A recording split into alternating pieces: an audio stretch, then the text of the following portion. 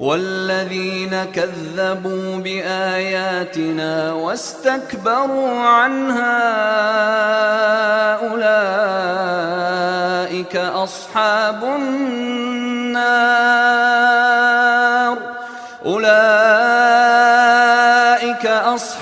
النار هم فیہا خالدون۔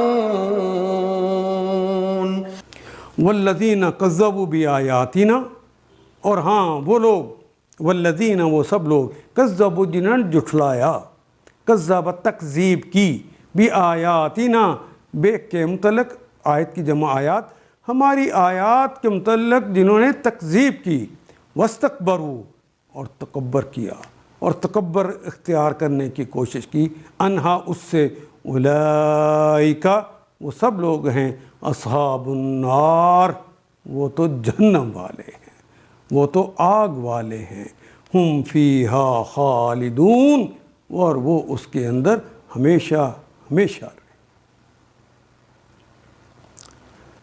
یاد رکھو، اگر تمہارے پاس خود تم ہی میں سے ایسے رسول آئے ہیں، یاد رکھو اگر تمہارے پاس خود تم ہی میں سے ایسے رسول آئے ہیں جو تمہیں میری آیات سنا رہے ہیں، تو جو کوئی نافرمانی سے بچے گا، یعنی جو فمن اتقی، جو تقوی اختیار کرے گا، جو بچے گا میری نافرمانی سے اور اپنے رویے کی اصلاح کر لے گا، اس کے لیے وَأَصْلَحَ فَلَا خَوْفٌ عَلَيْهِمْ، تو ان کے لیے کسی خوف اور رنج کا موقع نہیں ہے۔ اور جو لوگ ہماری آیات کو جھٹلائیں گے، ان کے مقابلے میں سرکشی برتیں گے، وہی اہل دوزخ ہوں گے جہاں وہ ہمیشہ ہمیشہ رہیں گے۔